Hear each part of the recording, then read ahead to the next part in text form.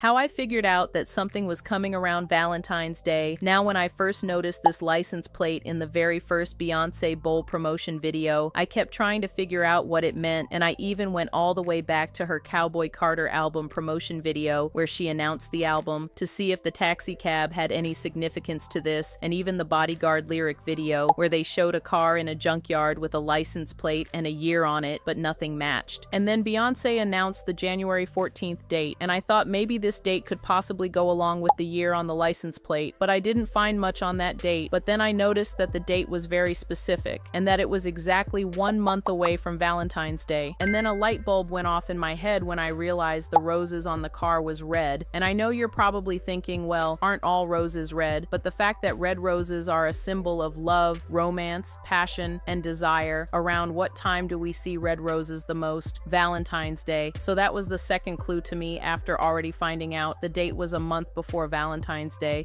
But what really caught my eye was that the roses on the car and the roses that were actually in the Beyoncé bowl were two different types of roses. The ones on the car was red, the ones on the cars in the Beyoncé bowl were white. So her making the first promotion video roses red made me think that them being red was a clue that something was coming around Valentine's Day. And not only that, but I also went deeper into thinking, what if the car under those roses is red too? And if they had used white roses, we would have been able to tell. So the red ones blended in with the car. And as I go into more detail, you'll understand why the car being red is important in all of this. But before we get more into it, don't forget to like the video. If you're enjoying the breakdown, subscribe for more, and also check out our Beyoncé-inspired storefront that's always linked in the description. But now just think about it. Everything I presented all relates to that Love Day date. And even Beyoncé having a song on Cowboy Carter named My Rose, which is said to be a song for her son, Sir Carter, which could represent the love for her child, so it all connects back to love. But now let's get into the real clues that I actually found behind all of this, which blew my mind. Now remember when I said that I tried putting the date Beyoncé gave us and the year on the license plate together to see what I could come up with, and I mentioned that I couldn't find anything? Well, out of nowhere it hit me once I noticed which brand car it was, which was a Cadillac, and then that made me think, well, what if the year on the car is the year of the car? So I looked up a red 1967 Cadillac, and the same exact car popped up, but that wasn't all. Because in our second video on this channel in the Act 3 Will Be Rock video, I showed you how Beyoncé's Halloween costume last year paid tribute to Prince, and how she included an old school red Corvette as a reference to Prince's song Little Red Corvette. So to me, this was not a stretch, being that Beyoncé has already used a car to send hints at things. But also, while researching and seeing that the car is a 1967 Cadillac DeVille, I stumbled across an article about Elvis getting married in 1967. And not only that, but it was also crazy to find that Elvis purchased a red 1967 Cadillac Coupe DeVille on September 15th, 1967, and it was also known as the honeymoon car because it was one of the cars driven by Elvis and Priscilla in the months following their May 1st, 1967 wedding. So if you can see the consistency in this, then you would see that this was yet another symbol of love. And also, it immediately made me think about how Elvis covered genres like country and rock and roll. But this part about Elvis also takes a huge turn, so watch until the end to see why. But for now, let's go back to why I said that the car Beyoncé is standing on is a red car, and the evidence I found, which was in my face the entire time, like the rest of the evidence, was the steering wheel. And if you look close enough, then you would see that the steering wheel looks red, and that would prove that the rest of the car could indeed be red, unless the outside was white and the interior was red. But as I said earlier, if this Cadillac she's standing on was white, wouldn't we be able to tell, like, through the space between the roses? But with the steering wheel, I also noticed that it had hand grooves on them, and I noticed that that type of steering wheel looked familiar, in which it did, because if you look at the steering wheel on the car she's standing on and the ones from the pictures of a 1967 Cadillac DeVille, then you would see that they indeed looked identical. But where I knew this steering wheel looked familiar from was the pictures she gave us from the potential visuals, and seeing this confirmed that this same exact car could be included in the visuals, and also that I figured my theory was onto something. And not only that, but Beyoncé and Jay-Z also included a Cadillac Eldorado in their On the Run short film video, and it blew my mind because I have another theory about how On the Run connects to this trilogy as well, so comment if y'all want that video next.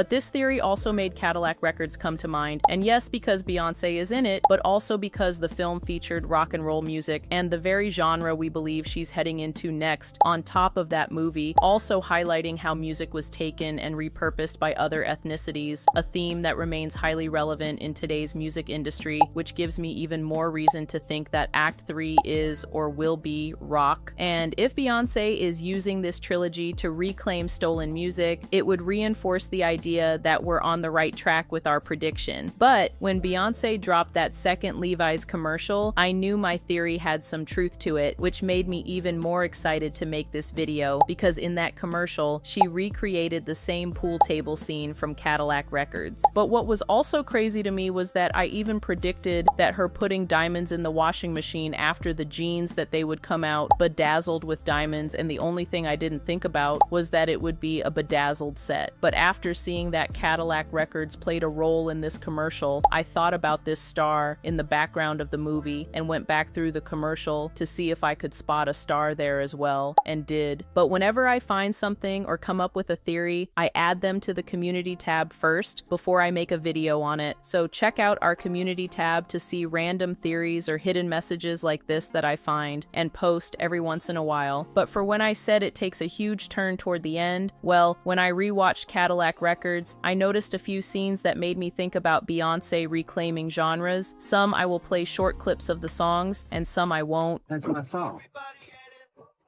No, darling. No, darling. That's my song. No, darling, that's the Beach Boys. It is Sweet 16, note for note. Note for note, not one change, aside apart from the lyrics about the new craze sweeping the nation. The young white boys and girls surfing. I provided them the soundtrack unbeknownst to myself. Chuck, you ready? Oh, yes, I'm ready. I'm very ready to make more songs for the Beach Boys and all other manner of white folks to steal. Yes, I'm ready. I'm quite ready. Oh, perfect. You say the devil's name, he appears. Yeah, we do need to talk.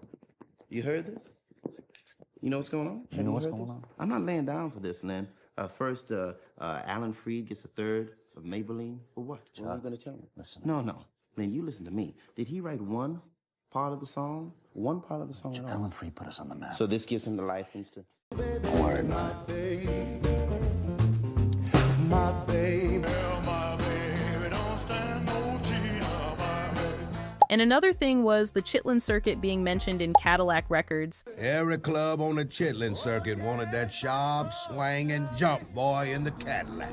But what I also wanted to add was that when I was researching more about the Chitlin circuit and Black history, I also came across 2 books by the same writer where they talk more about the history of the Chitlin circuit. And one of the books talks about the history of Black music before Elvis, and it's titled Before Elvis, the African American musicians who made the king. And another one is titled The Chitlin Circuit and the Road to Rock and Roll. So that second book made me think of how this could be a hint to Beyoncé being on the road to rock and roll. But if you want to check out these books, I will include both links in the description, because like I said before, Cowboy Carter to me is a learning experience that I enjoy studying and would like to learn more about as well, which is why I make these videos. But as always, these are just my theories that there may or may not be truth to, but let me know what you think, and don't forget to subscribe for more videos like this.